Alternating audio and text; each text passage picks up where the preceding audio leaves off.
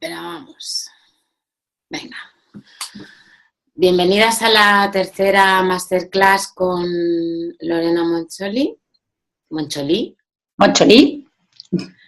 Lorena Moncholí es abogada, especialista en violencia obstétrica y nos trae una charla que creo que nos interesa a todas, lo hayamos padecido o no, porque seguro que tenemos a alguien cercano que está embarazada o ha sufrido violencia obstétrica. Y estoy segura de que las claves que nos dé Lorena pueden servir para todas, para las que están ahora embarazadas y para las que lo estarán, porque no nos damos cuenta y todas vamos transmitiendo un poquito de lo que sabemos, de lo que hemos oído, de lo que nos han compartido. Así que nada, estoy encantada de tener hoy a Lorena aquí con nosotras, que nos va a ofrecer una excelente masterclass. Bienvenida, Lorena. Muchas gracias, Raquel. Yo estoy encantadísima de que me hayas invitado a estas masterclass y ver un poco ahí cómo es, ¿no?, tu mundo del puerperio y el embarazo feliz por dentro, así que estoy encantadísima, de verdad. Genial. Es un honor. Genial, me encanta. Venga. Bueno, pues nada. Buenas noches a todas. Bueno, yo lo primero que voy a hacer es presentarme un poco a nivel profesional, ¿no? Aquí está mi web, lorenamoncholí.com. Como ha dicho Raquel, soy especialista en Derecho Sanitario y además actualmente soy agente de salud de la Comunidad Valenciana aquí en España y también máster en bioética y calidad asistencial, seguridad y calidad asistencial por la Universidad de Valencia. Bueno, pues aparte de esto, pues también formo parte de Amamanta, que es el grupo de apoyo a la lactancia materna que hay aquí en la Comunidad Valenciana, uno de los que hay, y también de la asociación Volem Créixer, que en valenciano significa Queremos Crecer, que es como mi grupo de crianza, ¿no?, mi tribu, donde hacemos cosas tan bonitas como, por ejemplo, traer arroz a Zaragoza, etcétera, cosas muy, muy, muy chulas, ¿no? Pues me quería presentar un poquito en ese aspecto. Y bueno, soy mamá, sobre todo mamá de dos pequeñines y de este tercer pequeñín, que es mi proyecto DIQUE, ¿no?, que es el programa de asesoramiento jurídico para mujeres embarazadas pero también para mujeres que acompañan a la maternidad desde muchísimos puntos de vista, ¿no? Ya bien sea de doula, matrona o desde el punto de vista psicológico. Entonces, uno de los objetivos de Proyecto DIQUE es precisamente este, ¿no? Hablar de lo que es la violencia obstétrica y, sobre todo, dar las claves, que es lo que vamos a tratar aquí, Raquel y yo, ¿no?, dar las claves de cómo erradicarla, ¿no? Y la violencia obstétrica es muy importante hablar de ella y hablar de ella mucho, porque de lo que no se habla, lo que no se pronuncia, ¿no? No parece que no existe. Entonces es importante que empecemos a dar muchísima visibilidad a este problema, a este tipo de violencia de género que sufrimos las mujeres y que lo hagamos además como diría yo, no con vehemencia y con energía. Yo sé que tengo yo mucha personalmente, ¿no?, pero también os quiero transmitir este mensaje, ¿no? Es muy necesario hablar de la violencia obstétrica. Aquí me veis en el Congreso de Parto Humanizado de Barcelona hace 2 años, en el que, bueno, pues yo simplemente hacía una breve exposición muy cortita en un congreso que entendía, ¿no?, como que era un congreso amigo, en el que podía expresarme libremente. Hablaba de la importancia del plan de parto y en los últimos minutos indiqué que el plan de parto era una de las herramientas necesarias para acabar con la violencia obstétrica. Lo que ocurrió fue que la mitad de ese congreso, que estaba compuesto por profesionales sanitarios en su mayoría, se abalanzó directamente sobre mí, o sea, pero es que como una especie de tsunami, ¿no? Entonces me quedé muy impresionada de que el concepto de violencia obstétrica agrediera tanto realmente a los profesionales sanitarios que me estaban escuchando, ¿no? Y que les ofendiera tanto. Pero la violencia obstétrica el nombre está perfectamente puesto y os voy a explicar ahora un poquito por qué, ¿no? Yo cuando en este congreso todos me dijeron, explícate, la violencia obstétrica no existe en España, los profesionales sanitarios no pegamos a nadie, ¿no? Yo acudí a un recurso que los juristas tenemos y que nos enseñan en la universidad, que es el derecho comparado, ¿no? El derecho comparado es esa disciplina que estudia pues diferentes sistemas jurídicos que hay en diferentes partes del mundo, ¿no? Confrontamos esos ordenamientos jurídicos distintos, analizamos las diferencias y semejanzas y con eso podemos promover y asegurar un progreso en nuestro propio derecho, ¿no? Entonces, acudí al derecho comparado porque en Argentina y en otros países de Sudamérica, la violencia obstétrica no solamente existe como concepto, sino que está regulada en la ley, ¿no? En la ley argentina, esta 26.485 en 2009, se define la violencia obstétrica exactamente así: aquella que ejerce el personal de salud sobre el cuerpo y los procesos reproductivos de las mujeres, expresada en un trato deshumanizado, un abuso de medicalización y patologización de los procesos naturales. Existe una definición específica que es esta, ¿no? Entonces, en la reglamentación que posteriormente se hizo de esta ley en Argentina, se consideró como trato deshumanizado el trato cruel, deshonroso, descalificador, humillante, amenazante, ejercido por el personal de salud en el contexto de la atención al embarazo, parto y posparto, ya sea la mujer o a la mujer o el recién nacido, ¿vale? Y se consideró como personal de la salud a todos los que trabajaban realmente en un hospital o centro de salud, ¿vale? A todos, incluidos trabajadores sociales, psicólogos y, por supuesto, los obstetras, matronas, etcétera, ¿vale? Entonces, sin embargo, fue en Venezuela, en 2007, donde como primera vez, donde se regula por primera vez la violencia obstétrica en esta ley orgánica sobre el derecho de las mujeres a una vida libre de violencia, ¿vale? Donde se establecía esa misma definición, incorporando eso, la pérdida de autonomía y la capacidad de decidir libremente sobre sus cuerpos y sexualidad, ¿no?, de las mujeres, impactando negativamente en la calidad de vida de las mujeres. Entonces, en Venezuela, la violencia obstétrica es un acto constitutivo de delito, ¿vale? Es delito, es un delito. Entonces, se consideraban actos constitutivos de violencia obstétrica estos, ¿no? Los ejecutados por el personal de salud, consistentes en no atender oportuna y eficazmente las emergencias obstétricas, obligar a la mujer a parir en posición supina con las piernas levantadas, existiendo los medios necesarios para la realización del parto vertical, obstaculizar el apego precoz del niño o niña con su madre, sin causa médica, negando la posibilidad de cargarlo o cargarla, amamantarlo o amamantarla inmediatamente al nacer, alterar el proceso natural del parto de bajo riesgo mediante el uso de técnicas de aceleración, sin obtener el consentimiento voluntario, expreso o informado de la mujer, o practicar el parto por vía cesárea existiendo condiciones para el parto natural sin obtener el consentimiento voluntario, expreso e informado de la mujer. Por tanto, en Venezuela y en otros países como en México, ahora os lo indicaré, la violencia obstétrica está considerada como delito. En cualquier delito siempre hay un sujeto activo, que en este caso siempre es el personal de salud, y un sujeto pasivo, que son las mujeres, ¿no? GIRE, que es el Grupo de Información de Reproducción Elegida de México, muy importante si sois de aquel país, que conozcáis a esta organización, estableció que la violencia obstétrica es una forma de violación a los derechos humanos y reproductivos de las mujeres, ¿no? Que incluye los derechos a la igualdad, no discriminación, información, integridad, salud, autonomía reproductiva, y que se genera tanto en los servicios de salud públicos y privados, ¿vale? Indicando esta organización que es una violencia institucional y violencia de género, ¿vale? México, por ejemplo, me gusta mucho haber hecho este estudio de derecho comparado, porque veo que aquí hay mujeres de esos países y bueno, pues que tengan claro un poco, ¿no?, estos conceptos. En México, como se trata de un estado federal, como sabéis, pues hay en los diferentes estados son los que van regulando sus propios códigos penales, ¿no? Entonces, en el estado de Chihuahua, por ejemplo, se contempla la violencia obstétrica, ¿no?, como delito. El Código Penal de Veracruz también, ¿no?, incidiendo en ese acoso y presión psicológico u ofensivo a la parturienta. Entonces, haciendo un breve resumen, en Venezuela se regula la violencia obstétrica y se define en esta ley de 2007 que veis aquí. En Argentina, en esta ley nacional y se indicó en la ley de parto humanizado y se reguló específicamente en esta ley de protección integral, ¿vale? Que os enseño aquí.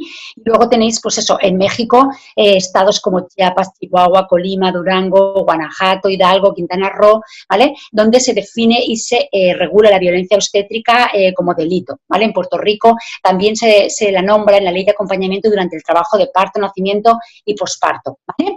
Por ejemplo, Puerto Rico sufre una gran epidemia de violencia obstétrica muy brutal. Esta senadora María de Lourdes de Santiago, incluso por intentar, ha sido muy atacada por intentar en su Senado saber simplemente el dato estadístico de cuántas cesáreas hay en su país, que es algo abrumador, ¿no? Y por ese motivo está pues, haciendo una gran lucha, ¿no?, en su país por erradicar, ¿no?, este problema. Y dijo una frase que a mí siempre me gusta mucho: yo les aseguro que si en lugar de úteros se intervinieran quirúrgicamente sin necesidad médica 10.000 próstatas cada año, otra cosa sería la historia, ¿no? En Brasil también, y luego hay otros países donde ya se empieza a hablar de este gran problema. Bueno, me centro un poco en España, ¿no?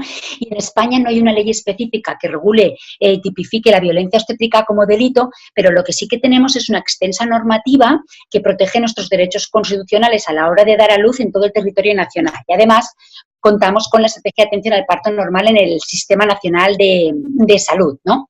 Entonces, ¿qué supone la violencia obstétrica? Porque para poder erradicarla es necesario que sepamos exactamente que sí tiene una definición, que ya lo sabemos, que sí tiene una regulación en determinados países, ¿vale?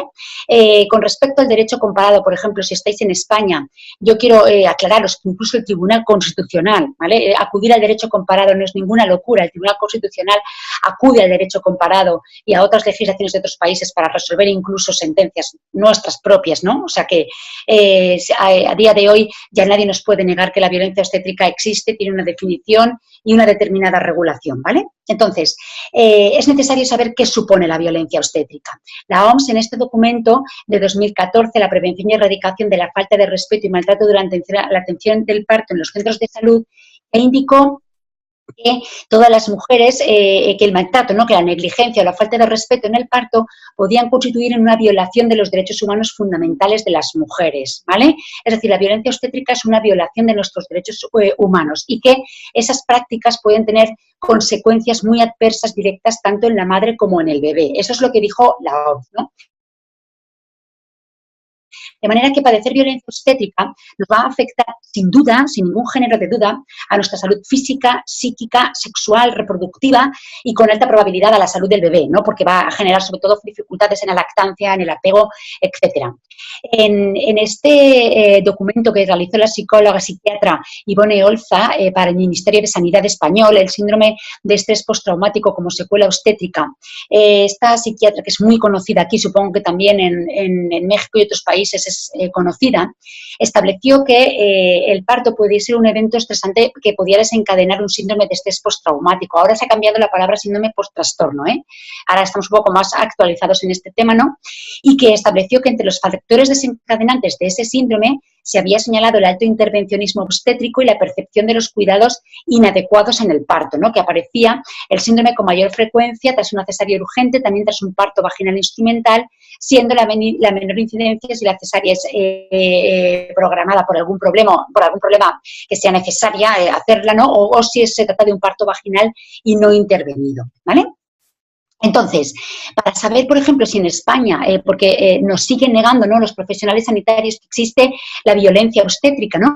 Entonces yo, para saber si realmente podemos obtener datos objetivos que demuestren que la violencia obstétrica sí existe, me baso en un informe que realizó el Ministerio de Sanidad sobre la atención al parto y nacimiento del Sistema Nacional de Salud, que se publicó en 2015, aunque es con datos de fecha diciembre de 2012, ¿no?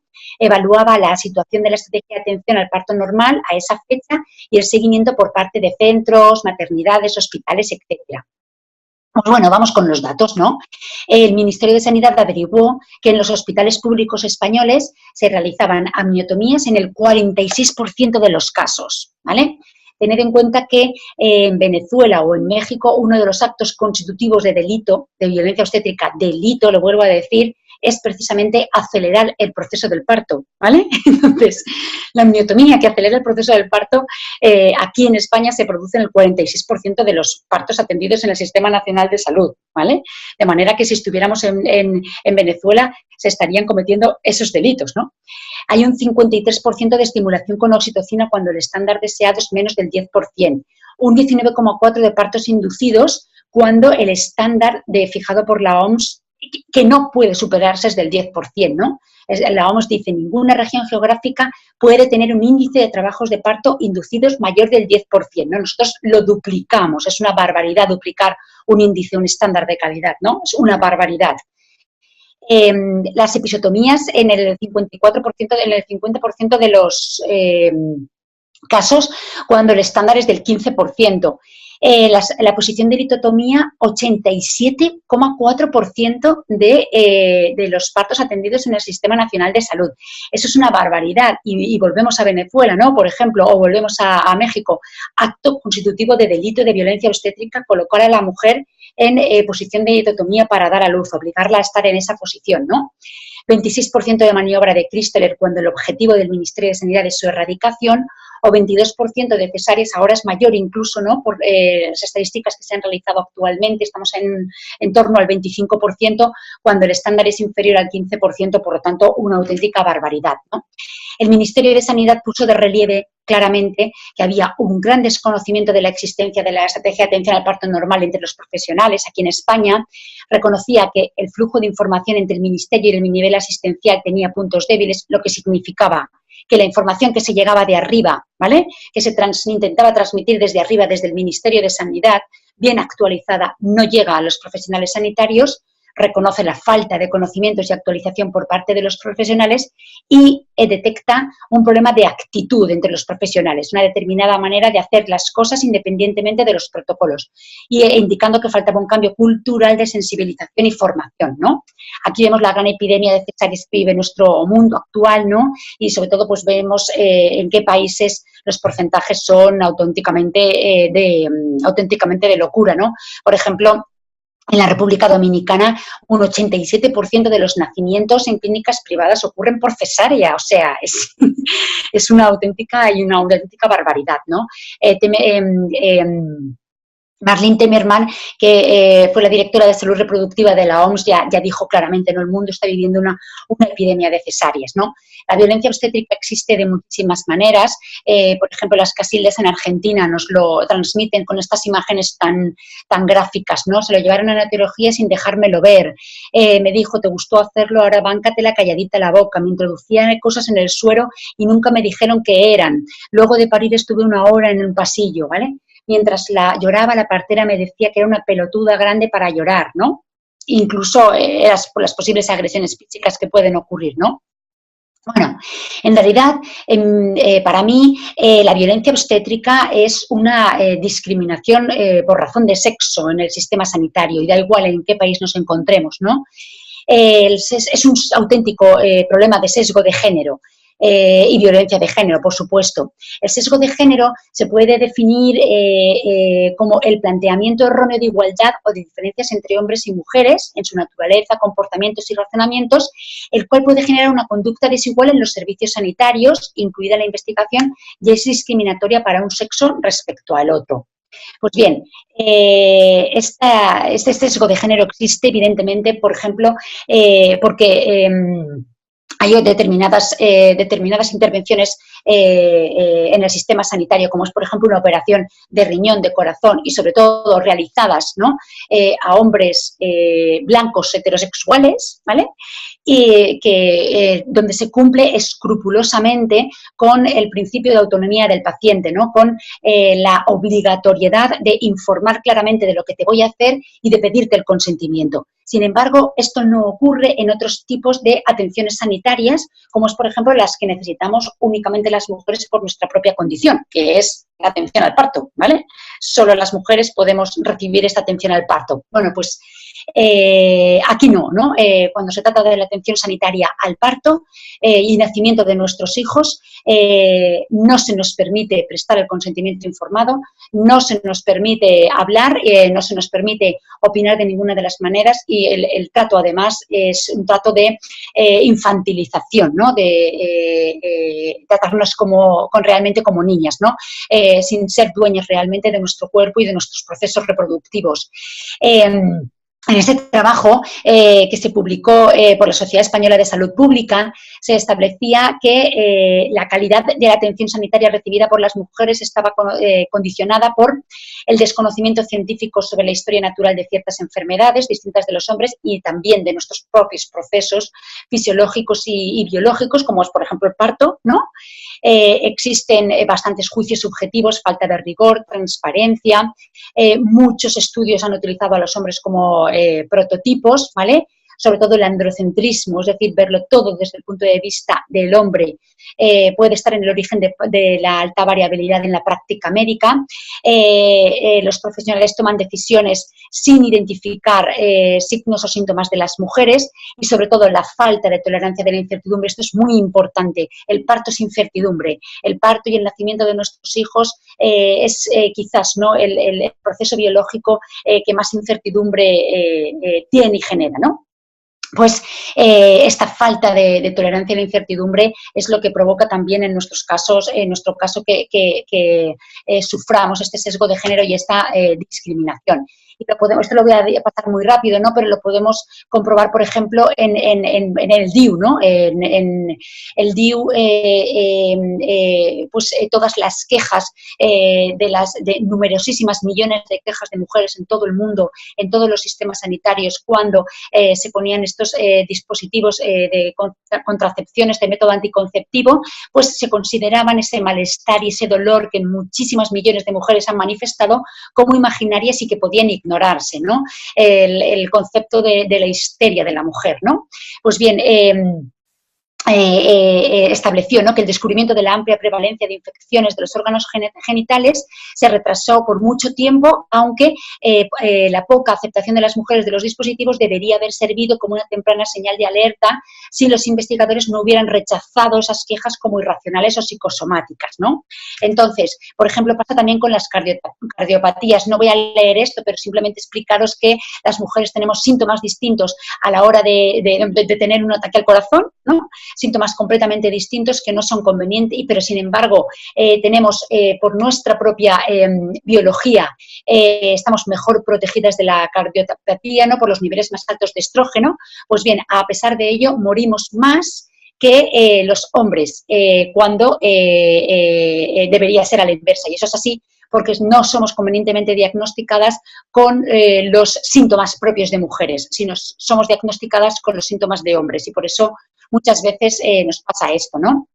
O, por ejemplo, la endometriosis, ¿no? Otro claro ejemplo de sesgo de género en nuestro sistema sanitario, de auténtica discriminación, un problema que afecta a millones y millones de mujeres en el mundo y, sin embargo, está escasamente investigado y nadie sabe ni las causas ni cómo tratar realmente, ¿no?, estos problemas. Entonces, por eso siempre digo, la violencia obstétrica es un caso más de la discriminación por razón de sexo que sufrimos en el sistema sanitario todas, ¿no? En este caso no se nos permite prestar nuestro consentimiento informado como pacientes y usuarias en absoluto y además no podemos ser lo que yo denomino pacientes expertas y esto es importante, ¿no? El concepto de pacientes expertas, la paciente experta embarazada.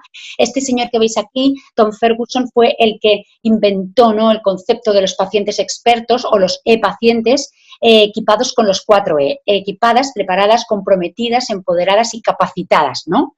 Entonces, realmente el paciente experto, la paciente experta es un paciente que tiene buenos conocimientos de las tecnologías, que está implicado en el mantenimiento de su propia salud, ¿vale? Y que quiere mejorar el sistema sanitario, pero sobre todo asume, ¿no?, asume la responsabilidad sobre su propia salud, ¿no?, y sobre sus procesos fisiológicos y biológicos.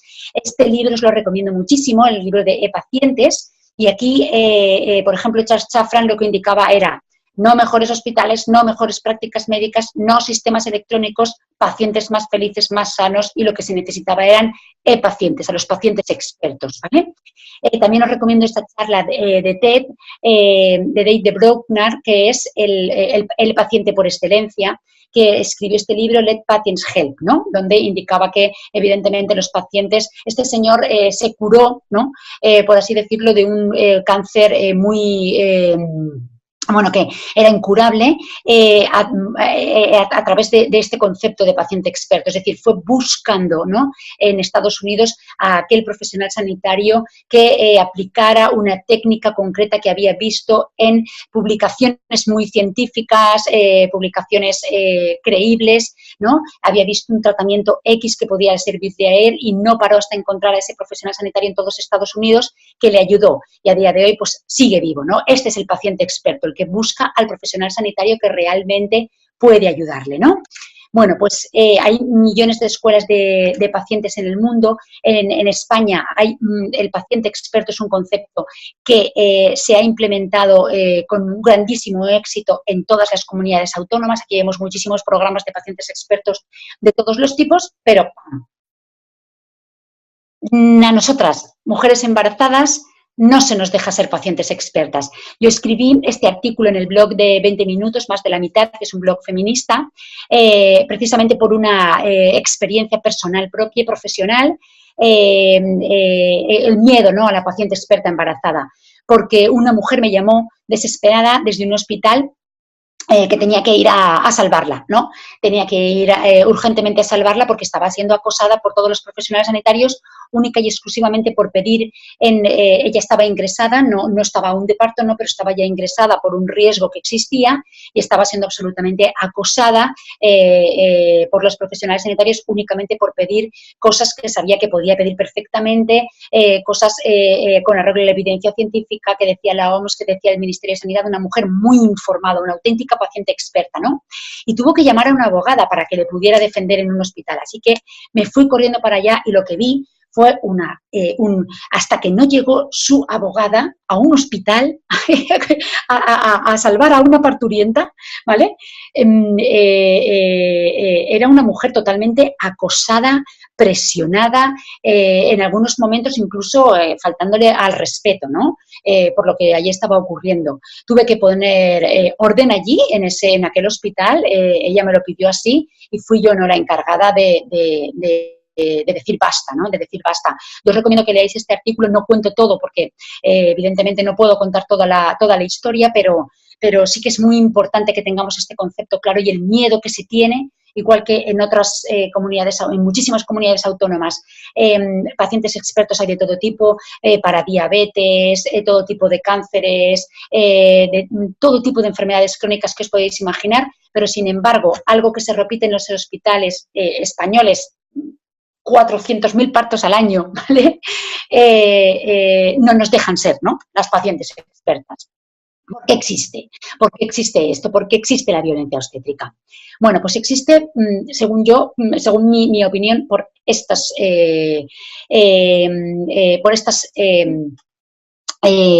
causas, ¿no? El sometimiento que tenemos inconsciente a lo que se denomina el biopoder o poder obstétrico, la ignorancia absoluta de nuestros derechos a la hora de dar a luz y en el nacimiento de nuestros hijos, la pérdida totalmente de nuestros instintos de protección y, por supuesto, lo que os he comentado, ¿no?, ese sesgo de género y discriminación por razón de sexo en el sistema sanitario, ¿no?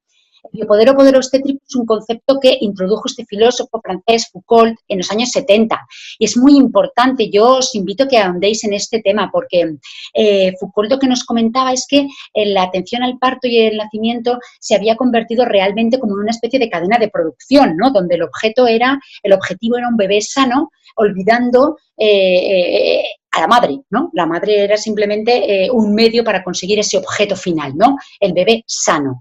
Entonces, el biopoder o poder obstétrico, lo que nos comentaba Foucault era que los estados ya se habían dado cuenta de que matar a la gente realmente no era un instrumento útil, una herramienta útil para someter, ¿no?, a la población, sino que si nos hacían creer que vivíamos en un estado democrático donde todas las normas eran establecidas por consenso,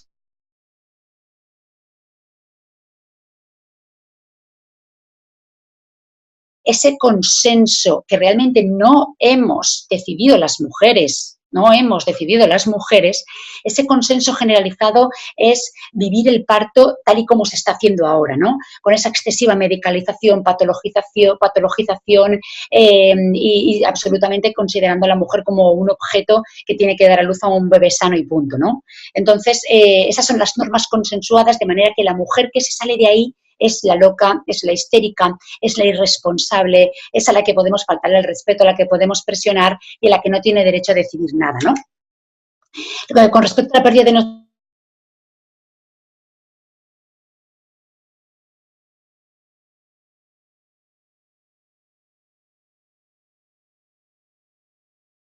cuentecito de Barba Azul, que si no queréis leeros todo el libro, este es imprescindible, y donde nos indica que las enseñanzas iniciales a ser amables induce a las mujeres a pasar por alto sus intuiciones, ¿vale? Evidentemente, no huimos cuando es necesario y sobre todo nos falta la asertividad, ¿no? El arte de decir no, el arte de defender nuestros derechos, ¿no? Esto es muy importante. Y la indefensión aprendida, por supuesto, también Martin Seligman en los años 70, otro filósofo, definió claramente lo que era la indefensión aprendida, ¿no? En la condición de un ser humano o animal que ha aprendido a comportarse pasivamente ante una situación que le es adversa, con la sensación subjetiva de no poder hacer nada para cambiar su entorno, aún existiendo oportunidades reales de cambiarlo. Y suele ocurrir tras reiterados intentos de fracaso. Esto yo lo veo mucho en todos los foros o grupos de Facebook con respecto que hablan del parto y el nacimiento, ¿no? Cuando dicen quejarse no sirve de parto, yo no quiero guerra con los ginecólogos, etcétera.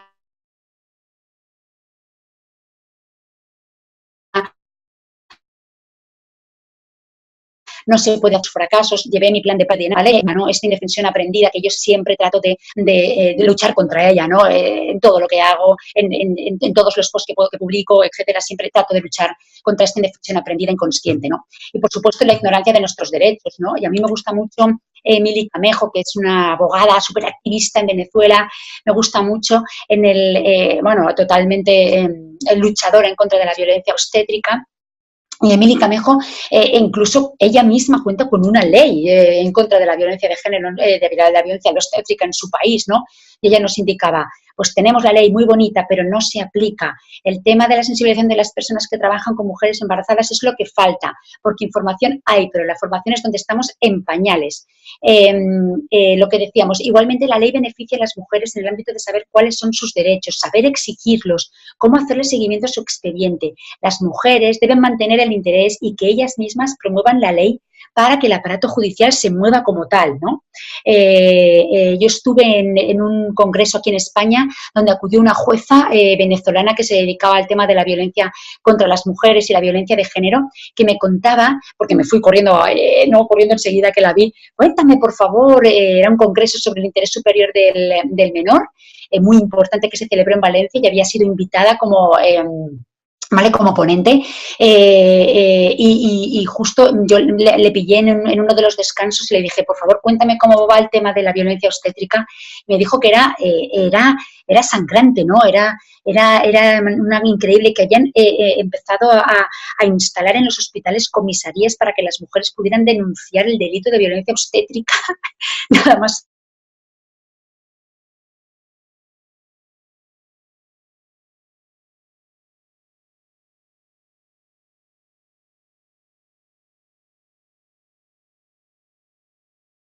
Contarme esto para mí fue un shock increíble, ¿no? Claves para erradicarla, ¿no? Vamos a lo que yo os quería contar ahí realmente. Perdón si me he extendido, pero creo que era necesario sentar las bases de lo que era la violencia obstétrica y sobre todo de por qué existe, ¿no? Por qué la tenemos aquí. Bueno, pues las claves para erradicarla son para mí muy fáciles y tan difíciles a la vez, ¿no? Hacer nuestra la información, ¿vale? A día de hoy tenemos muchísimos blogs, muchísimos profesionales que se dedican a este tema, que tratan de erradicar la violencia obstétrica. Es necesario obtener la información de fuentes fiables que existen, pero una vez hemos obtenido esa información, nos lo tenemos que creer. Es que de nada me sirven los blogs de nada, de verdad. Los blogs que me ponen retahílas de derechos, ¿vale? Yo es que ni siquiera los comparto muchas veces, no podría hacerlo, pero no lo hago porque me ponen retahílas de derechos ahí, de todos los derechos que tienen las mujeres en el parto, pero no nos dan las herramientas para poder creérnoslo esto, ¿vale? No sirve de nada si realmente no nos lo creemos y lo hacemos efectivo en el momento que toca, ¿vale? Cuando estamos enfrente, ¿no?, del ginecólogo o la matrona y detectamos ahí, ¿no?, a un sujeto activo, ¿no?, de la violencia obstétrica. Yo solo hablo de las personas que, el personal de salud son los que ejercen esa violencia obstétrica, son los sujetos activos del delito que existe en algunos países, ¿no? Como tal, definido como tal. Por otro lado, debemos entrenar sí o sí, mujeres, la asertividad. Por lo que os he dicho antes, hemos perdido, por la educación que hemos recibido, ¿vale?, en este sistema patriarcal, hemos perdido nuestros instintos de protección, ¿vale? De manera que ejercitar nuestra asertividad es un ejercicio obligatorio para las mujeres. Yo lo hago día tras día, ¿vale? No soy nada asertiva yo, en realidad, ¿vale? No soy nada diplomática y nada asertiva, pero tengo que ejercitarlo, ¿vale? Es saber decir no, pero de una manera que la otra persona no se sienta atacada, o si se siente atacada, ¿vale? Si se siente atacada, no asumir nosotras la responsabilidad de eso, ¿vale? Eso no es nuestro, es de la otra persona, ¿vale? Entonces, ser muy firmes con educación, ¿vale? Ser muy firmes con educación en ese no me vas a poner la oxitocina, en ese no vas a separarme de mi hijo, ¿vale? Y dejar la responsabilidad en el otro con respecto a lo que al otro le ocurra, ¿no? La asertividad tiene que entrenarse día tras día. Es dificilísimo con la educación que hemos recibido todas, ¿vale? Con la educación que hemos recibido todas. Puede que a lo mejor no por parte de nuestros padres y madres, pero la sociedad nos lo ha inculcado de otras maneras, se ha infiltrado y nos lo ha inculcado, ¿vale? Es necesario ejercitar nuestra asertividad, ¿vale? Y la solidaridad, o lo que entre mujeres, no la sororidad, ayudar a acabar con la violencia obstétrica y el maltrato institucional para las que vienen detrás, ¿vale? Es importantísimo, ¿vale? Yo siempre en Proyecto Diqué, a mis alumnas de Proyecto Diqué, el mantra, es decir, el mantra que nosotros tenemos en Proyecto Diqué es: primero actúas tú, te defiendes tú, cambias tú las cosas para ti, para beneficiarte tú, pero luego van las de detrás, ¿vale? Luego dejas el camino allanado para las de detrás. Es importantísimo, ¿vale? Siempre tú primero para las de detrás, ¿vale? Eso es muy importante. Y la clave fundamental, ¿vale? Y quiero que este concepto lo tengáis siempre vuestro, lo hagáis vuestro, ¿vale? Lo difundáis a los cuatro vientos. Ser una paciente experta embarazada, ¿vale? Es importantísimo. O, si sois asesoras, ¿vale?, que acompañáis a la maternidad, crear pacientes expertas embarazadas. Esto es lo más importante. Ser paciente experta embarazada no significa saberlo todo. No, no es ese el objetivo. No tengo por qué saber, ¿vale? Cuáles son los riesgos de una episiotomía o cuándo es necesario que me practiquen una cesárea. Ser una paciente embarazada no es saberlo todo, es preguntarlo todo, que es muy distinto, ¿vale? Y este es un concepto que debéis tener muy claro, ¿vale? Es hacer efectivo nuestro derecho a obtener la información que necesitamos, ¿vale? Asumir la responsabilidad de nuestro cuerpo y nuestros procesos biológicos y, sobre todo, exigir el cumplimiento estricto de la ley por parte de funcionarios y profesionales sanitarios, ya sean públicos o privados, ¿vale? Como ciudadana y como consumidora, de las dos maneras, ¿vale? Y, por supuesto, siempre reclamarlo todo, absolutamente, y agradecerlo todo. Las cartas de agradecimiento o hojas de agradecimiento son igual de importantes que las reclamaciones, pero las reclamaciones, las denuncias, las demandas son importantísimas, ¿vale? Muy importantes para cambiar las cosas, pero las hojas de agradecimiento para aquellos profesionales sanitarios que realizan, como tiene que ser, ¿no?, su trabajo, es muy importante, ¿no? Esto es lo que yo considero una paciente experta embarazada y es a lo que nos tenemos que es el objetivo.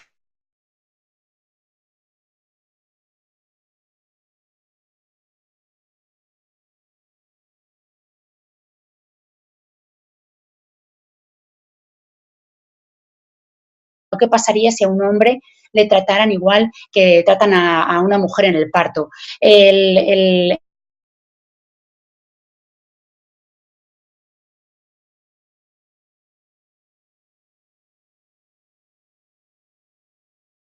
Álvarez y Nicolás Cavallo, importantísimo también, y un documental que se realizó aquí en la Comunidad Valenciana, en España, denominado Néixer, que en valenciano significa nacer.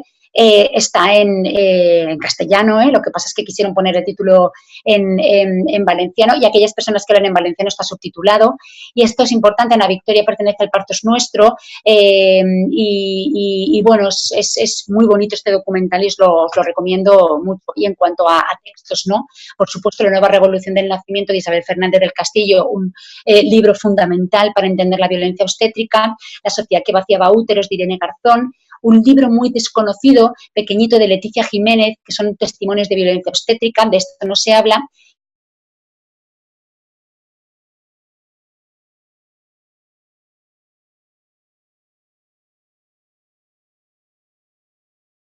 Donde no se hace un análisis extensivo, ¿no?, sobre este tema. Este documento es vital. Y luego, por supuesto, en los blogs, Irene García Perulero es esencial para conocer el tema de la violencia obstétrica. Isabel Fernández del Castillo, en el blog entero. Ivone Olza, las secuelas de la violencia obstétrica. O Mireia Long, que en su momento hablaba muchísimo de este tema y estableció un test de violencia obstétrica buenísimo, que te hace, ¿no?, enseguida recapacitar y decir, Dios mío, qué barbaridad, ¿no? He sufrido violencia obstétrica. Bueno, yo os animo a que participéis, ¿no?, a que hagáis visible. Nosotros hemos hecho en Valencia visible, hasta en un festival de cine, la violencia obstétrica,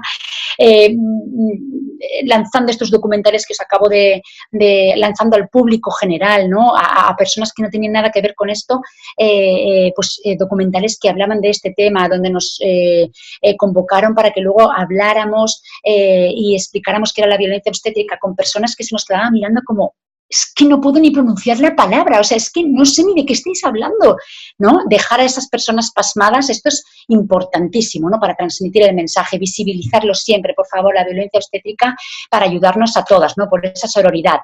Y bueno, yo termino aquí, no sé si me he extendido o no me he extendido, lo siento. Tenía muchas ganas de hablar para Raquel. Os quiero dar las gracias por vuestra atención. Aquí tenéis mi correo, ¿vale?, y la dirección de mi página web, para todo lo que queráis comentarme, ¿vale? Y nada, yo ya... Bueno, Lorena, ha sido un placer, hemos aprendido un montón contigo. Ya tengo a las alumnas pidiendo por privado más información. Y bueno, ha sido una pasada. Vamos a buscar información todas, nos ha encantado. Y ahora nos quedamos en privado a Lorena para que nos conteste un montón de cosas. Te esperamos en la siguiente masterclass. Nos vemos.